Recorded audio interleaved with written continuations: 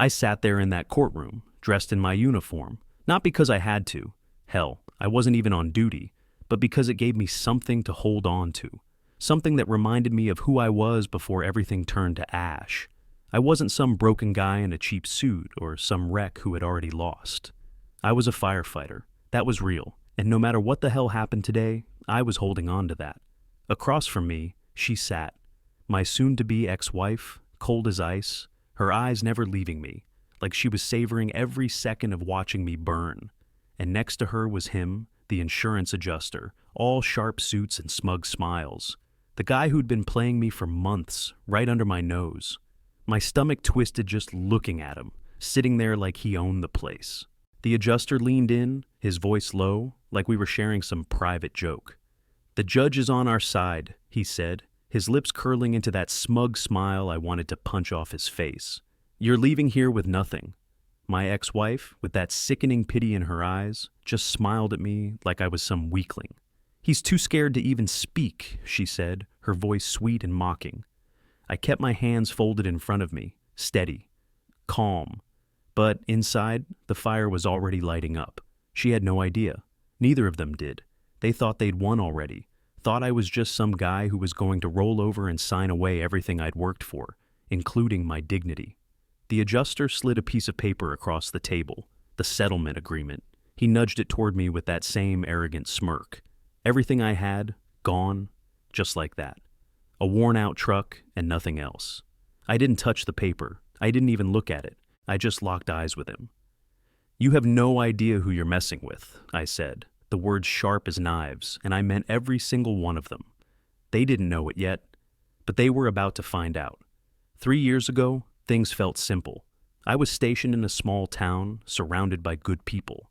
The kind of place where everyone knew your name, where the work mattered and you felt like you were part of something.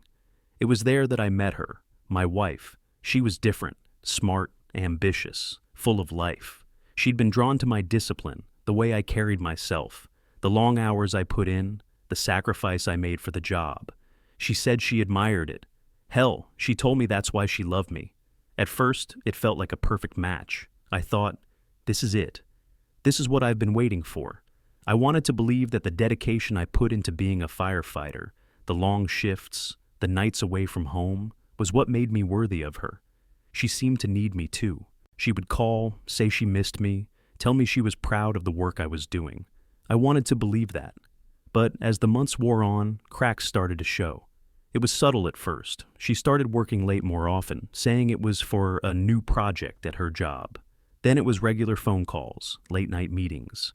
I told myself it was nothing. Stress from the move, pressure from all the changes. I'd see her dressing up more, extra makeup, the tight dresses, always primped and perfect for work events. She'd tell me about them, but the excitement never felt like it was for me. She wasn't sharing her day with me. She was just checking off boxes. I tried to ignore it. I figured maybe it's just the nature of her job. But deep down, I knew something wasn't right.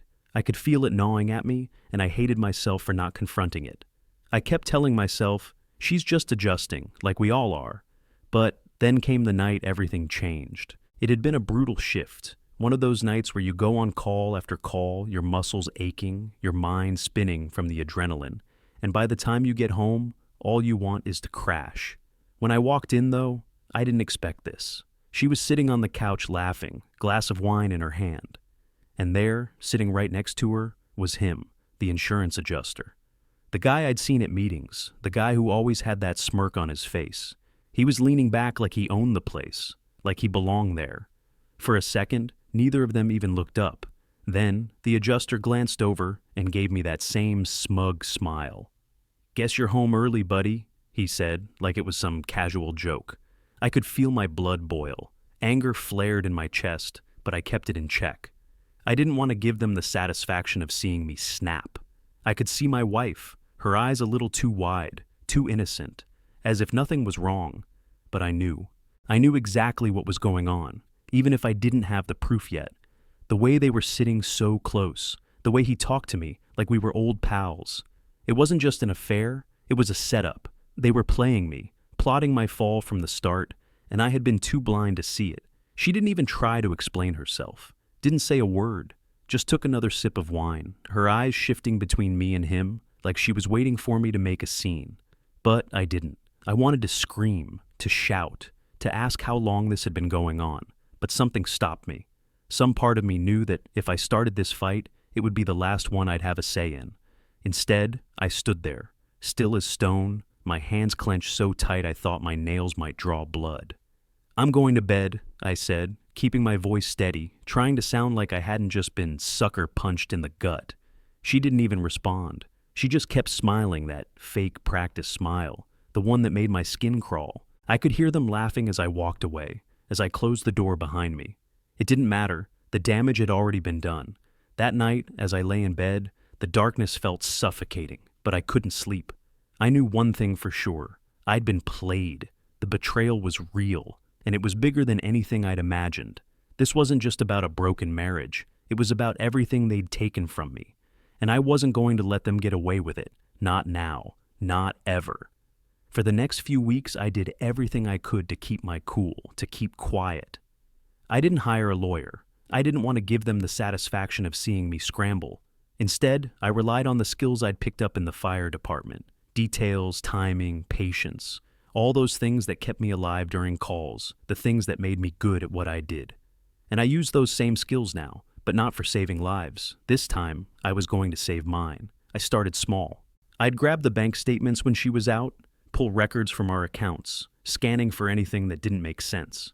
It didn't take long for me to find the cracks, hidden accounts, withdrawals that didn't line up with anything we'd discussed. Her business trips weren't just trips. They were paid vacations that I had no part in. Money was vanishing, and not for anything I could trace back to me. That's when I knew. They were taking everything they could.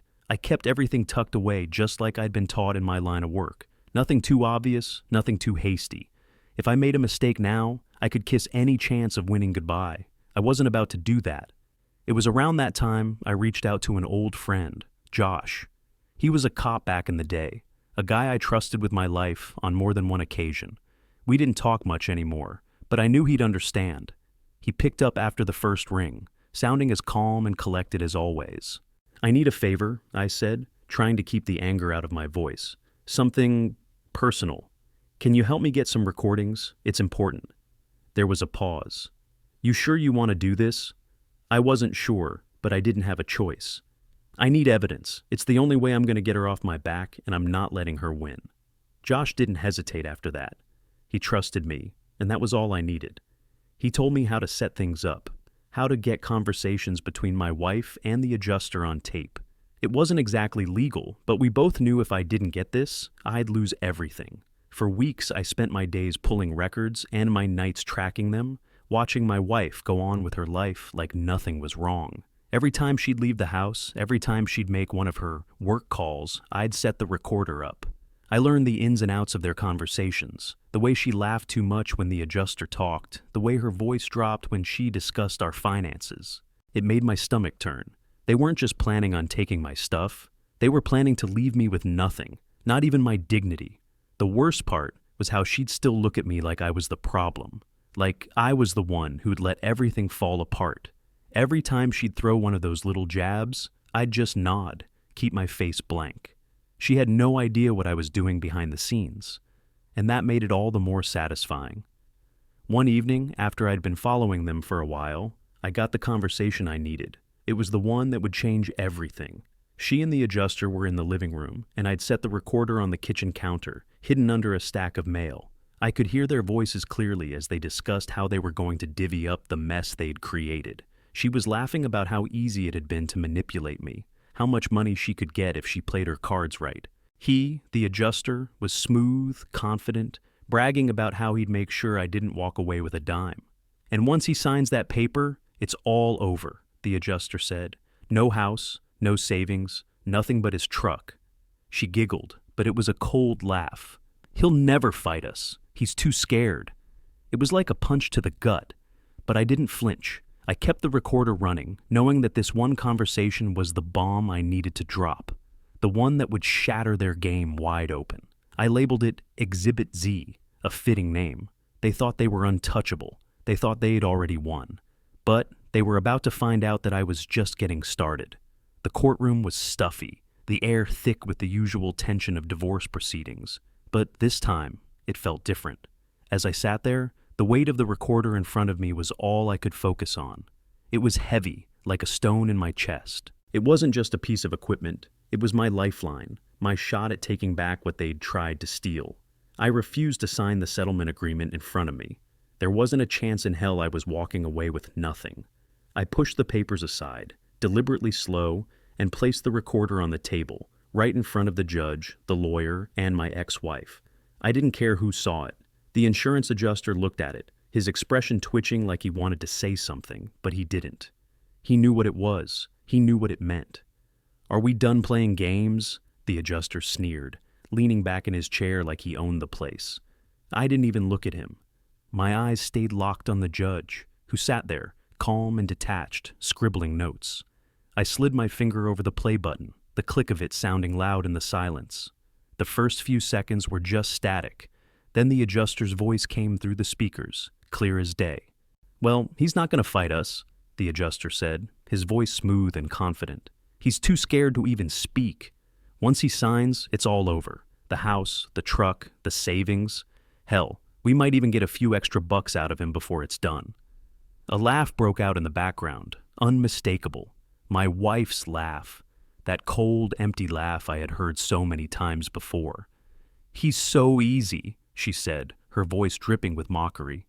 "I can't believe how simple it's been to get everything we need. He'll never see it coming." The laughter, the casual cruelty in her words, it made my stomach turn. It was like she wasn't talking about someone she'd spent years with. She was talking about a victim, a pawn. And I was that pawn. I had been. But not anymore. The room went silent. It wasn't just the judge who froze. The adjuster's face lost all color, his confident smirk dropping, replaced with a flush of panic. My ex-wife, though, she sat there, her face a perfect mask of disbelief, like she couldn't comprehend what was happening. She turned to the adjuster, but it was too late. The judge's pen stopped moving. He sat up straight, his eyes narrowing as he processed what was happening. People in the gallery shifted in their seats, whispering to each other, as if they couldn't believe what they were hearing. The adjuster opened his mouth, but the words didn't come. He looked like he was choking on something, his lips pressed together in a tight line. This isn't," he stammered, but the judge cut him off. "That's enough," the judge said, his voice sharp. His gaze flicked from the recorder to my wife, then back to me. "We'll be submitting this as evidence, immediately." I could feel a small flicker of satisfaction in the pit of my stomach. It wasn't over yet, not by a long shot, but this was the first real blow, the first moment where I felt like I might actually win. The judge slammed his gavel down, his expression hardening. "This court will adjourn while we investigate the evidence presented. There will be a full inquiry into the validity of this settlement. Mr. Roberts," he looked at the adjuster, "you will not leave this room until we've discussed your role in this matter." I didn't speak. I didn't need to. The room was already buzzing, the tide shifting. The adjuster was a wreck. My wife, now pale, her face pinched with panic, looked like she wanted to crawl into a hole and die. She shot me a glance. One of those last-minute attempts to say something, anything. But I just stared back. I wasn't the same guy I'd been when I walked into this courtroom. They were the ones who were scared now. The judge turned to the bailiff, issuing orders, and the room erupted with murmurs. The sound of it felt like music to my ears, the rustle of papers, the shuffle of feet. The weight in my chest lightened a fraction, but I knew the fight wasn't over. It had just begun, and I wasn't going to let up until I'd taken everything from them that they tried to steal from me. The moment the judge called for the suspension of the settlement proceedings, I knew something had shifted. The air in the courtroom, thick with tension just moments ago, suddenly felt lighter. The judge was pissed. He slammed his gavel down again, his voice carrying across the room. "This matter is under immediate investigation. There will be a full inquiry into the fraud and collusion between Mr. Davis," he pointed at the adjuster, "and this court." I didn't even need to look at my ex-wife to feel her panic. I could hear her shallow breath, the way she stiffened in her chair. She hadn't expected any of this. She thought she was untouchable, but she wasn't. Not anymore. I stood up, the feeling of being in control settling over me like a heavy coat. The first round was mine, but I wasn't done yet. Not by a long shot. I had everything I needed, and now it was time to let the system do its job. The thought of seeing her trapped, watching everything she'd worked so hard to destroy, starting to crumble, that gave me a sick kind of satisfaction. Outside the courtroom, the clamor of phones ringing and hushed conversations filled the air. I could hear people whispering, catching on to the scandal unfolding. It wasn't just me anymore. The whole town was going to know what she and her little accomplice had done. I made my way out of the building, my steps steady, like I had a purpose for the first time in months. That night, I met with Josh, the cop I'd contacted earlier. He was waiting for me at a small, dimly lit diner on the edge of town. His usual calm demeanor, a welcome sight. As soon as I slid into the booth, I didn't waste time. I spread out everything: emails, photos, screenshots of the hidden accounts, the fraudulent transactions I'd uncovered, and the smoking gun, the recording labeled Exhibit Z. Josh didn't say anything for a long time. He just sifted through the pages, his brow furrowed, his face unreadable. I could tell he was processing the weight of it, everything I'd gathered. The evidence wasn't just solid, it was a damn mountain. Jesus, Josh muttered under his breath, shaking his head. This is bad. I mean, really bad. I nodded, trying to ignore the cold knot in my stomach. I knew it was bad, but I wasn't scared anymore. This was it. This was the moment everything flipped. Josh pushed the stack of photos aside and stared at me. This is enough to bring them both down, he said, his voice steady but with a hint of disbelief. The insurance adjuster and the judge, they're both in deep. I felt my pulse quicken, but I didn't let it show. Get it to the DA. I don't care how, just get it to him. I didn't have time to waste. If I can't bring her down with this, I'll go after him. I'll tear everything apart. Josh didn't hesitate. He grabbed the folder and slid it into his bag. I'll make sure it's handled. You did good, but now you gotta let the system work. It was hard to walk away from that meeting with anything less than full confidence, but there was still work to be done. The evidence was in the hands of law enforcement now. The adjuster and the judge were targets, but my wife, the one who thought she'd been playing me for a fool, was the one who was really trapped. And that was something I couldn't forget. Over the next few days, everything moved fast. The investigation was already underway, and the news spread quicker than I'd expected. The DA had taken the evidence seriously. Both the financial fraud and the recording were enough to open up criminal charges. I had no idea what would happen to the judge or the adjuster, but I knew they weren't walking away from this. They were too deep in the mess. Meanwhile, my ex-wife was starting to realize the magnitude of what had just happened. Her calls went unanswered. I saw the panic on her face during the brief moments we exchanged looks when we had to meet about the kids. She wasn't the confident woman she'd once been. She was falling apart, and she knew it. She even reached out to me once, her voice shaky when she asked, "What's going on? What did you do?" There was no more sneering, no more attitude, just fear. Fear that everything she'd built was collapsing. It felt strange, almost like I was watching someone else's life unravel. But it was mine, my life, that she'd been so ready to destroy. I didn't respond. She didn't deserve an answer. For the first time in what felt like forever, I felt like I was on the right side of something. The system wasn't perfect, but it was mine now. It was my turn to take back control. And every day as her world started to crumble, I couldn't help but feel a quiet, hard satisfaction. She had underestimated me, and now she was going to pay. Weeks passed in a blur. The slow grind of the investigation, the constant back and forth, the endless legal wrangling, it wore on me, but I wasn't tired. Not yet. I knew what was coming, and the waiting just made it sweeter. The charges against the insurance adjuster and the judge were piling up, one after another, and my wife was in the thick of it too. The evidence didn't lie. It couldn't.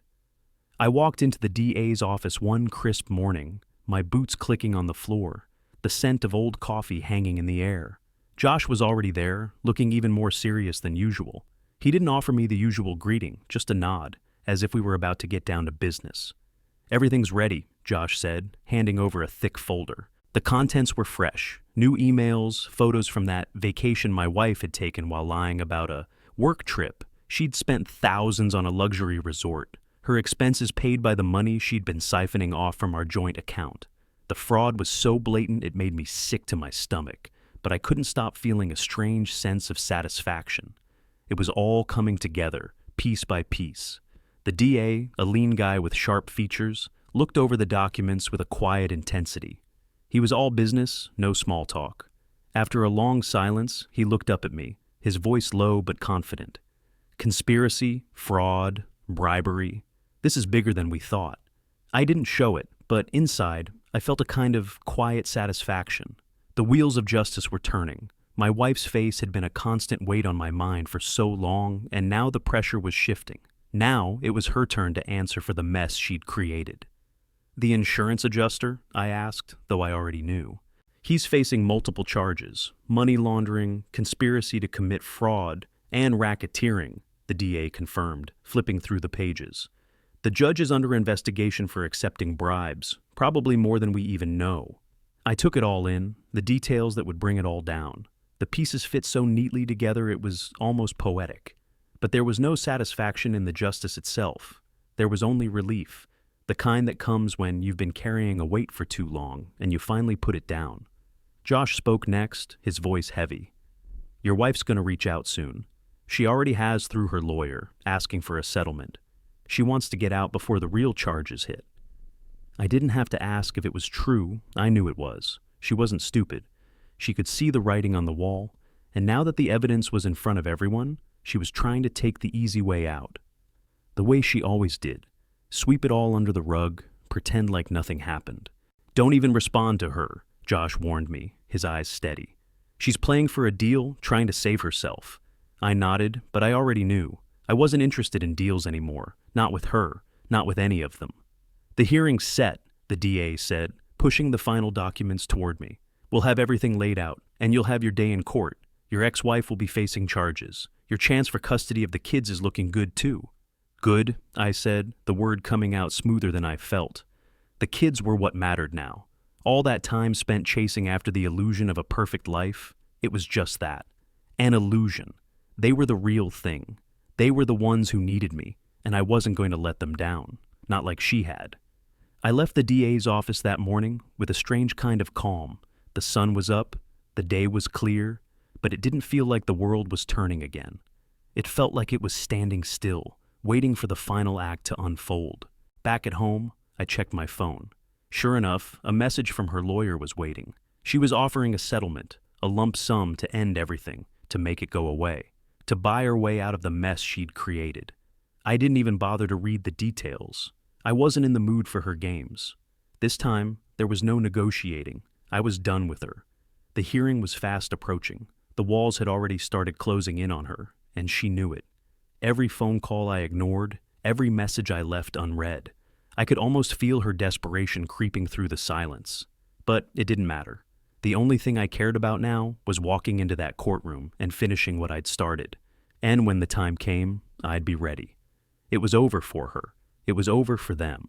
And finally, after everything, it was my turn to stand tall. It didn't take long for the media to catch wind of what had been going on. Once the news got out, it spread like wildfire. The DA's office, the law enforcement, all the stories, the media pounced. And then, the real damage started. The public reacted with a kind of fury I hadn't seen before. No one liked to see someone get away with something like this, and the fact that it was happening in their own backyard made them angry. The news stations ran the audio of the insurance adjuster's conversation, my recording, on repeat. The arrogance in his voice, the cold way he and my ex-wife had talked about me, about destroying everything I'd worked for, was a soundbite they couldn't resist. The public was furious, the outrage palpable in every comment section, every newscaster's voice. It wasn't just the media that started to turn. People I hadn't heard from in years, old friends, co-workers, even neighbors, reached out to tell me they were disgusted by what she'd done. It felt strange hearing people speak up for me after everything she'd done to drag me down. But I didn't let it shake me. I wasn't in this for the praise. I was in this for justice. I had one goal, and it wasn't about making her the villain in some public drama. It was about making sure she couldn't hurt me or anyone else again. Her reputation? It crumbled. I saw the stories, the interviews with people who used to support her, who now spoke out against her. Her family, the ones who had always been so eager to stand by her side, turned on her. Her own mother, who used to shower her with praise, had gone on record, calling her actions unforgivable. Watching it unfold was surreal. There was no going back now. The insurance adjuster was disbarred, his career in ruins. He'd been so sure of himself, so smug when he thought he was playing me. He didn't even put up a fight. The judge, suspended indefinitely, under investigation for bribery, and his involvement in the whole mess. They were both sinking fast, and the public was watching. I didn't take any pleasure in it, not anymore. This wasn't about revenge. It never had been. This was about righting a wrong, about showing them that you can't just walk all over someone without consequences. I didn't want to be the man who'd tear others down for sport. I just wanted to get my life back, to give my kids a future free from this mess. That was all. I was at home one evening, my kids curled up on the couch in front of the TV. The weight of everything that had happened, all the months of planning and waiting, finally hit me. But it wasn't heavy. It was more like the relief of holding your breath and finally exhaling. The kids were watching one of their favorite cartoons, their laughter filling the room, their innocence in sharp contrast to the chaos of the world outside. They didn't know the full extent of what had happened, and I wasn't about to make them feel the weight of it either. But I couldn't ignore the fact that their mother was in the middle of falling apart. I couldn't pretend it didn't bother me that they might have to grow up with that shadow hanging over them. But at least they were safe. They were home, and I was there with them. That's what mattered now. I had them, and I was going to protect them from any more of her lies. As the evening went on, the news cycle kept running the same clips, the outrage only growing. But I didn't care about the noise anymore. The final hearing was coming up, and that was where everything would end. I could feel the sense of impending finality in the air. This was it, the last chapter. I wasn't looking forward to it, but I wasn't afraid either.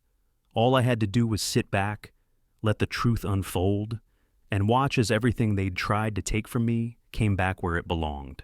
I was ready. The courtroom was quieter than I'd expected, a kind of tense stillness hanging in the air as the new judge called the session to order. I could feel the weight of it all pressing down on me. This was the end game, the final step before I could finally walk away, free of the mess she'd dragged me into. My ex-wife sitting across from me looked smaller somehow, her shoulders hunched, her hands shaking just enough for me to notice. She'd been the queen of our little kingdom for so long, and now, in this cold, sterile room, she was nothing. The judge spoke, but I barely heard him. All I could focus on was the file in front of him, the evidence that had taken everything from her. It was all laid out. The fraudulent transactions, the secret accounts, the affair, and, of course, the recording that had sealed her fate. Every piece of dirt she thought she could hide had come to light. There was no way to spin it, no way to deny it. The judge didn't waste time. He read through everything, the details clear and damning. His voice was steady, unflinching, as he outlined her manipulation, the bribery, and the conspiracy to take everything from me.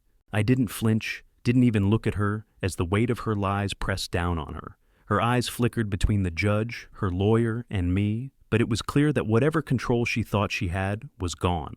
And with that, the judge continued, I find in favor of Mr. Roberts. You are hereby granted full custody of the children and sole ownership of all contested assets, including the family home and any remaining finances. Her face went pale. I saw the realization hit her, slow and painful, like a punch she never saw coming. She didn't say anything. She couldn't. The smirk, the cocky attitude she'd carried for months was gone. She just sat there, numb, knowing it was over. There was no negotiation, no deal left to make. The world she'd built on lies had crumbled, and now it was me standing on top, not her. The judge looked at her, his gaze cold.